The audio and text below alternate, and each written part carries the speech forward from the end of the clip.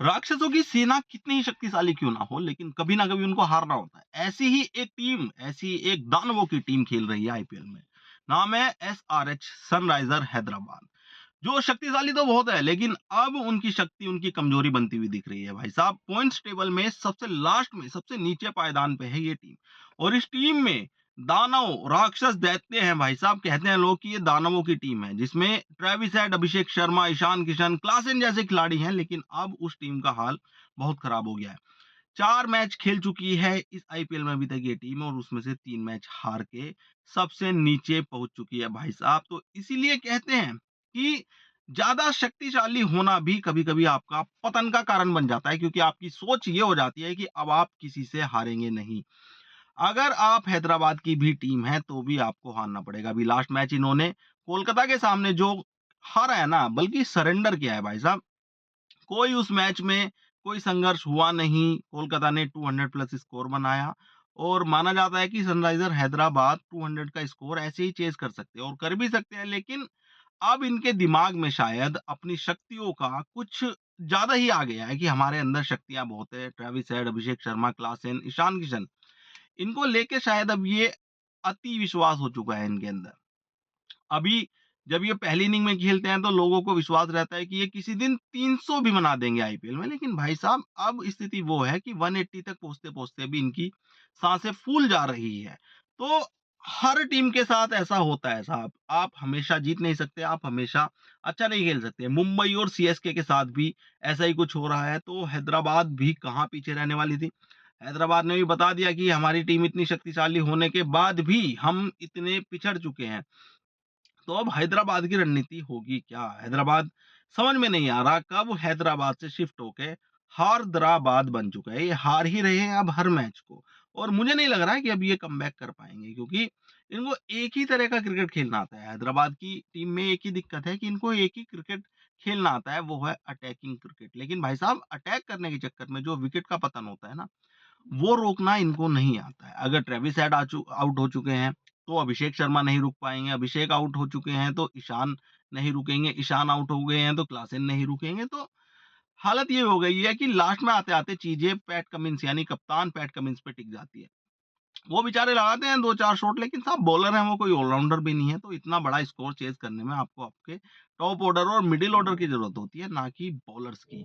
और इस आईपीएल में हम बहुत ऐसे मैच देख रहे हैं, कभी सीएसके हार जा रही है, कभी मुंबई हार जा रही है, तो कभी कोई दूसरी टीम, और अब हैदराबाद। हैदराबाद तो इतनी गिर चुकी है ना पॉइंट टेबल पे कि शायद अब ये उठ नहीं पाएँगे, क्योंकि ये अपनी रणनीति बदल नहीं पाएँगे। इनकी ताकत ही इनकी कमजोरी बन चुकी है, क्योंकि इनकी ताकत है मार के खेलना। ये मार-धाड़ मचाते हैं, और वो ही कमजोरी बन चुकी है साहब अब इनकी, क्योंकि ये विकेट रोक के नहीं खेल सकते। और एक स्थिति ऐसी बनती है जब आपको विकेट पे रुकना पड़ता है।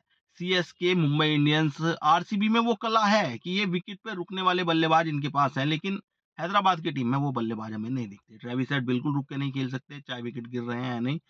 अभिषेक शर्मा भी रुक के नहीं खेल सकते, ईशान किशन भी उसी शैली में आते हैं, और क्लासेन भी उसी शैली में आते हैं भाई साहब। तो शायद आईपीएल की इस संस्करण से पत्ता कट चुका है हैदराबाद का। मुझे ऐसा लग रहा है कि अब इनकी वापसी बड़ी मुश्किल हो जाएगी। मुश्किल कहिए या असंभव भी कह सकते हैं आप। हालाँकि क्रिकेट में कुछ असंभव होता नहीं है, लेकिन अब मुझे लग रहा है कि इनकी जो वापसी होनी बहुत ही असंभव सी चीज़ हो चुकी है।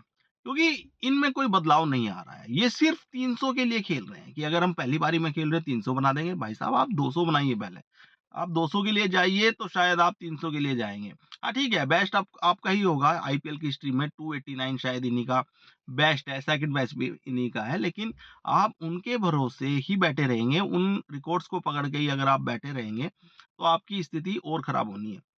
आपको और बेहतर करना होगा, अपनी टीम को बेहतर करना होगा। आप मत जाइए 300 के लिए, आप जाइए 200 टू 151, 215 के लिए जाइए, तो आपकी टीम बेहतर करेगी। आप जीत के लिए जाइए, आप बड़े स्कोर के लिए नहीं जाइए। आप जितना स्कोर ज़रूरी है आपकी टीम के जीतने के लिए, उसके लिए जाइए। चाहे वो 180 क्यों ना हो, और आप चेज़ कर रहे हैं, तो भाई साहब चेज़ करने में आप बिल्कुल फेल हो जा रहे हैं। 80-80 रन से आप मैच हार जा रहे हैं भाई साहब। ये कोई वनडे मैच नहीं है जिसमें 350 स्कोर हो रहा है और 80 रन से कोई हार जा रहा है। ये टी20 है भाई साहब। इसमें 200 रन का टारगेट में आप 80 रन से हार जा रहे हैं, तो स्थिति बहुत खराब है। 120 प्लस में आप आउट हो जा रहे हैं, तो फिर क्या फ़ायदा आपके ऐसे मजबूत बल्लेबाज, ऐसे दानव जैसे बल्लेबाज आपकी टीम में होने से। क्या फ़ायदा ट्रेविस हेड का, क्या फ़ायदा अभिषेक शर्मा, क्लासेन और ईशान किशन का, जब आप इतने बुरी तरह से हार रहे हैं, सरेंडर कर दे रहे हैं। आप बिल्कुल आईपीएल के लिए आप पाकिस्तान टीम हो गए हो कि जैसे पाकिस्तान टीम हर आईसीसी इवेंट में सरेंडर कर देती है, ऐसे ही आपने इस आईपीएल में सरेंडर कर दिया है भैया। बॉलिंग तो आपकी कोई ख़ास है नहीं, लेकिन बैटिंग भी अब आपकी वो रही नहीं जिसके लिए आप जाने जाते हैं। तो आपको क्या लगता है कि हैदराबाद क्या कमबैक कर पाएगा इस आईपीएल में? अपनी राय में कमेंट करके ज़रूर बताएँ और इस चैनल को सब्सक्राइब और फॉलो करना ना भूलें।